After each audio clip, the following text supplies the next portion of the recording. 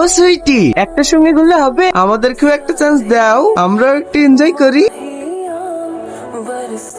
আমি আছি তো, আমাকে তোর পছন্দ হয়েছে না? একবারে বাধা ছিলি, সারাদিন ভণ্ডামুখী ছাড়া কোনো কাজই নাই। ঠিক বলেছেন ভাই, বাপ যেরকম ছেলে তো সেরকম হবেই। আপনি কে? আমি ওর বাপ। তুমি ওদের সাথে ওরকম করলে কেন? কেমন করছিলাম?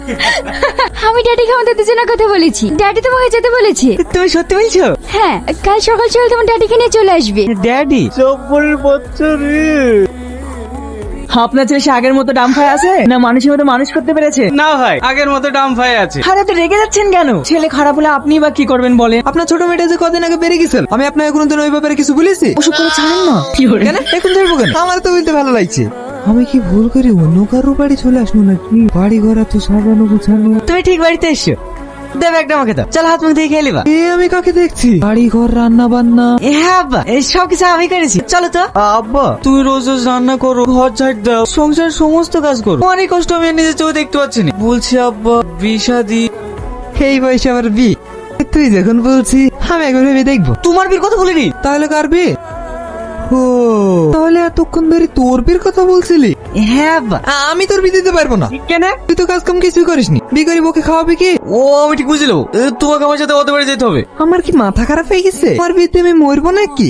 তাহলে তুমি আমার বিয়ে দিবে না? না। আরে জব্বার, তুই আমার বাড়িতে কি মনে করে? এইটা আপনার বাড়ি? হ্যাঁ, বস বস। এটা তোর ছেলে? হ্যাঁ স্যার। এটা আমার মেয়ে। ও নাকি কাকে ভালোবাসে, তাদেরই আজ আসার কথা। মনে হয় ছেলে বড় বিজনেস করে, সেই জন্যই আসতে দেরি হচ্ছে।